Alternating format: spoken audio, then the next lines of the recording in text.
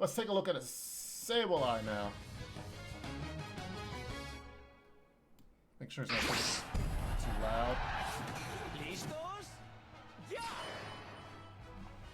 Okay, Sableye is invisible? Wait, what?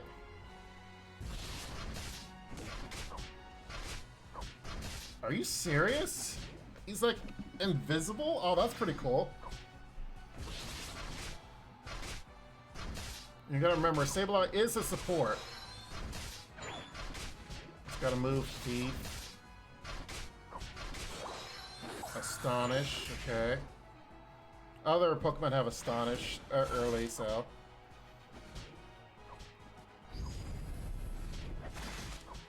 Wait, was that a trait? I don't see a trait move. Or it's probably after a certain amount of time. He's just invisible. Oh my lord, it's gonna be so easy to stack.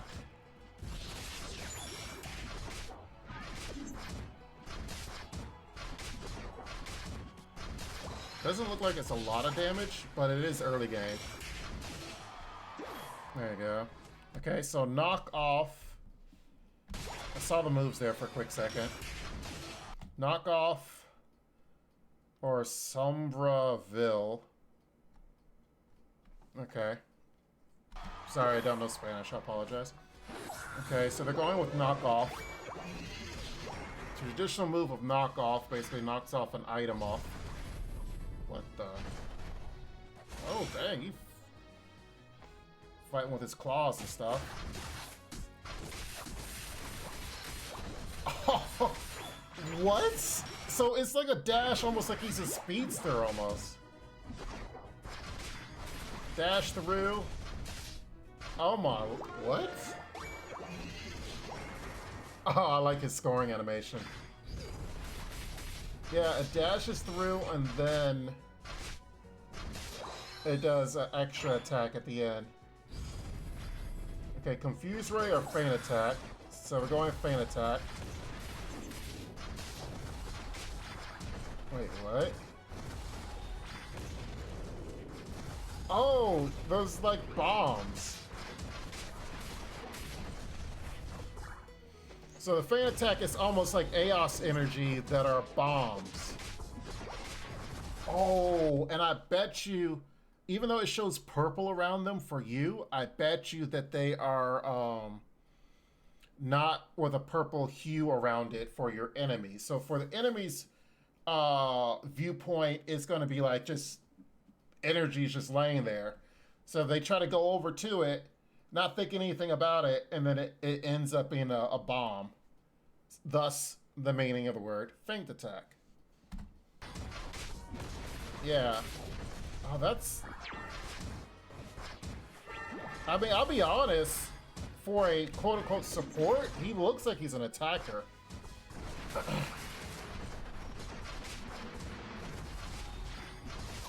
I mean, he feels like an attacker as far as the damage in his moves.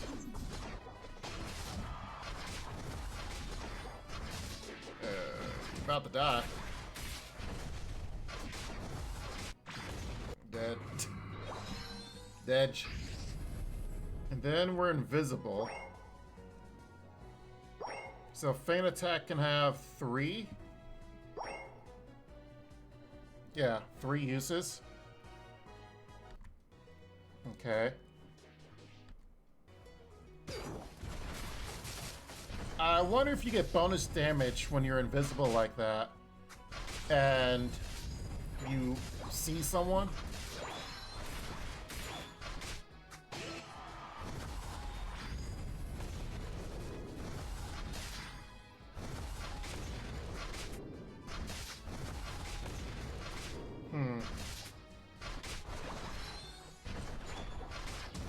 I mean, his moveset looked pretty cool, but his damage doesn't seem all that high.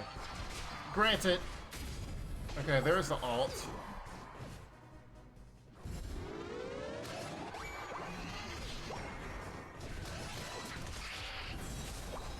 Oh.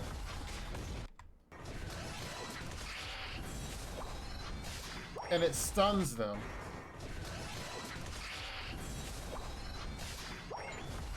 Okay.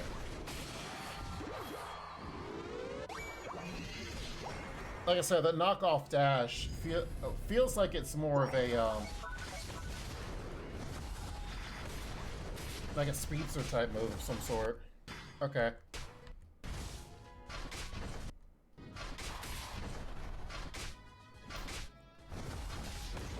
But yeah, I don't know how I feel about the Feint Attack. It's cool. But the problem with it is, after the player base gets wise of, you know, having a character like Sableye in the game, they're gonna know, like, for example, say there's a Rayquaza fight. They're gonna know, like, ooh, there's all this Eos energy all over. They're gonna know it's not, like, a real Eos energy. That they're essentially bombs. The smart play would be, though, if you see a lot of energy somewhere because people have died, that's where you're going to throw your Feint Attacks in. I don't know. I wonder if there's a certain time limit to them being on the ground of some sort.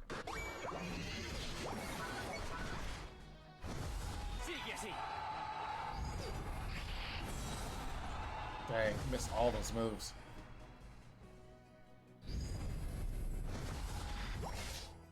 And you're invisible, so they just kind of look like they appear from somewhere.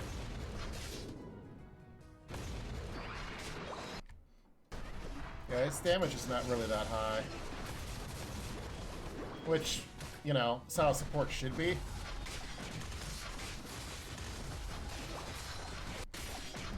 Okay. Let's take a look at the... I guess Zapdos. Like, look at all the energy everywhere. Wow, it looks like you're stunned for a very long time. You just kind of throw throw energy all over the place. Huh. Oh, wait. Oh, okay. No, for a second I was wondering why on the map you look like Gengar, but it probably because it's the like beta thing.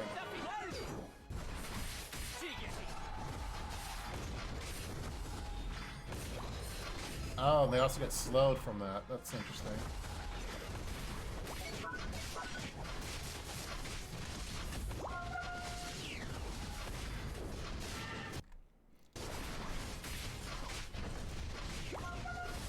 Okay.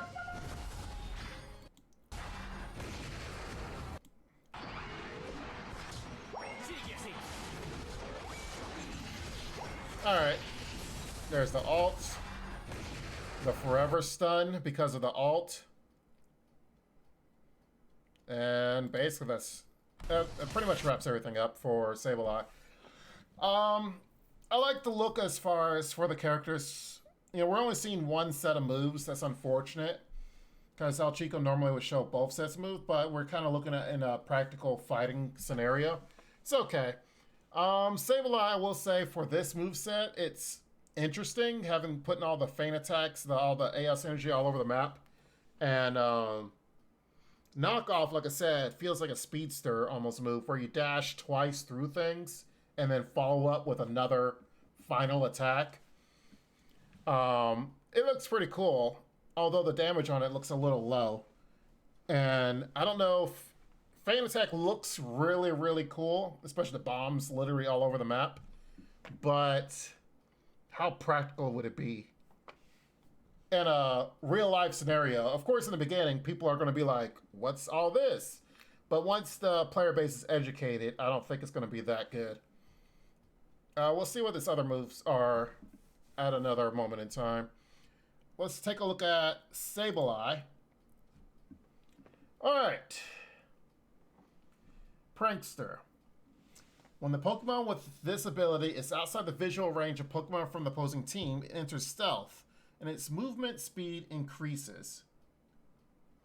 When the Pokemon with this ability enters the visual range of a Pokemon from the opposing team, it does not immediately become visible, but instead remains in stealth for a short time. This stealth lasts longer when approaching Pokemon from the opposing team from behind. The Pokemon with this ability exits stealth when it attacks. Okay, makes sense, and that's where the exclamation mark came in, because it's letting you know, hey, there's someone that might be able to see you, so you're about to leave stealth in a moment. Makes sense. But of course, you can sneak up on them. Feint Attack becomes a boosted attack with every third attack, dealing damage to opposing Pokemon. It hits and increasing their movement speed for a short time. Oh, it decreases movement speed. That's interesting. If the user is in stealth, when it hits an opposing Pokemon with a boosted attack, it will deal damage and apply a fear effect. If the user is in stealth, when it hits a Pokemon with the boosted attack, interesting. Opposing Pokemon affected by fear will be forced to move away from the user. When the user enters stealth, it will be able to use the boosting attack immediately. Okay. I was wondering, it's like, how are you going to be able to use your boosting attack if you're basically in stealth? You can't, like, because as soon as you attack, you leave stealth, as it says. But essentially, you have a boosted attack when you enter stealth. Makes sense. Thief has the user dash in designated direction, dealing damage to opposing Pokemon. It hits and decreasing their movement speed for a short time. If this move hits Pokemon from the opposing team, it steals a small amount of their AOS energy. If those Pokemon do not have any AOS energy, they will be left unable to act for a short time. Oh, okay. That's pretty cool.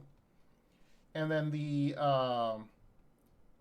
and then you had Thief, and then it was, we did see Knockoff. Knockoff was what it was in the video.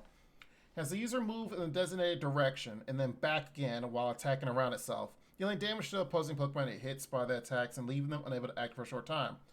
For a short time afterwards, this move can be used again. If it is, the user attacks in front of itself with its claws, dealing damage to opposing Pokemon it hits and throwing them.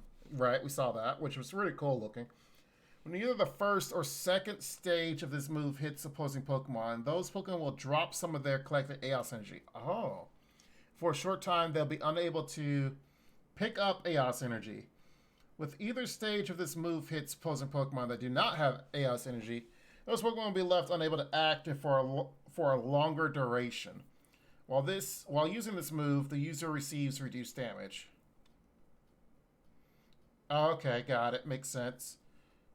So that's what the support aspect comes in. It looks like he's support as in taking AOS energy from your enemies, as well as trying to stun, kind of CC them a little bit. So he's doing support in a different type of way. Okay, and then of course, while you're using Knockoff and you're dashing through them, you have you take less damage, so higher survivability. For a short time after this move is used, this is the upgrade. The next time the user picks up AOS energy, the user recovers HP and it has its movement and speed increase. Okay, so basically you use Knockoff, the upgraded version. The enemy drop their energy, and then when you pick it up, you heal, and you can move faster. Okay, so essentially you are a nuisance. That is literally what Sableye does. Confuse Ray has the user, now we did not see this move, has the user fire a sinister ray in a designated direction, dealing damage to opposing Pokemon it hits. If this move hits Pokemon from the opposing team, it also leaves them confused. While confused Pokemon are left unable to act and start continuously attacking nearby Pokemon with basic attacks. Confused Pokemon will target nearby Pokemon in the following order of priority. First, their ally, then wild, last Pokemon on the user's team. Okay.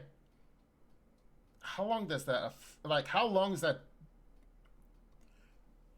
Okay, I would really have to see this move being used because, yes, it'd be cool that they attack their ally, but how long is the effect for, which it doesn't say. And, they walk away from you while doing that? Yeah, I would love to see how this move is used.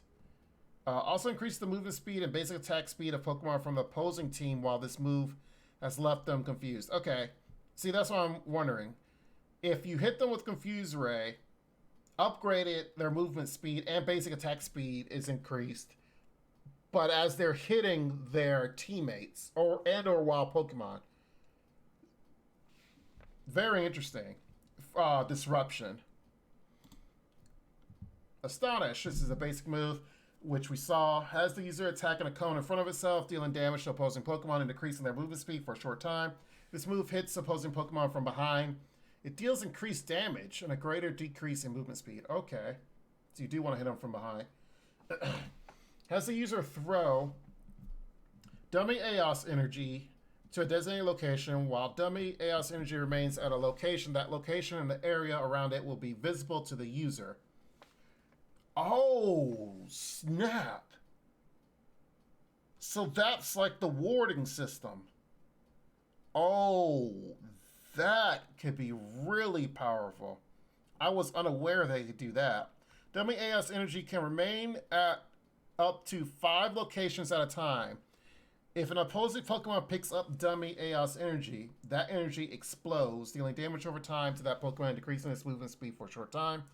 A maximum of 3 uses can be kept in reserve for this move, and then 5 all around in the whole map. Oh wow, there's the ward system right there. People are wanting a way to see in the bushes and stuff and around enemies. We got it. It's right there. Wow. Okay. So that gives another reason why to get Feint Attack. That's where you're actually going to use support for your team. Oh, wow. Okay. All right. Makes sense. Shadow Sneak. We did not see this. And I believe Aegislash has this early move, which was strong, but it's getting nerfed actually. Shadow Sneak description: for a short time, increases the user's movement speed and has it enter stealth. While this move is active, the user's next boosted basic attack deals additional damage. While this move is active, if the user exits stealth and is not immobilized by a hindrance, it will be able to enter stealth again. Oh wow. Upgrade increases the duration of this move's effects. While this move is active and the user is in stealth, it will also gradually recover HP. Oh, but the cooldown is 11 seconds. Wow. I can understand. But that's why it's saying you will go back in stealth again if you're not hindered. So basically, it's like an assassin, like going in and out of stealth, taking the energy, attacking people, and doing damage to them. Okay, and their move, Phantom Ambush, has the user shoot light from both his eyes, dealing damage to opposing Pokemon in the area of effect in front of itself. Pokemon from the opposing team hit by this move who are facing the user are left unable to act and start preparing to return to base? That's what they were doing? Okay. If they take damage before returning to base, the return effect is canceled, and they are left unable to act for a short time. Opposing Pokemon hit by this move who are not facing the user have their movement speed decreased for a short time. Okay. So that's what I saw it when we were watching the video. For example, when it used this move against Blastoise, there was a second where it was doing nothing, and then it had the little stun marks above his head. And I was wondering, it's like, what is it doing? So essentially, it was preparing to return to base. So it's almost like 2 stuns in one, because when you return to base, you're basically doing nothing. You can't act. Okay.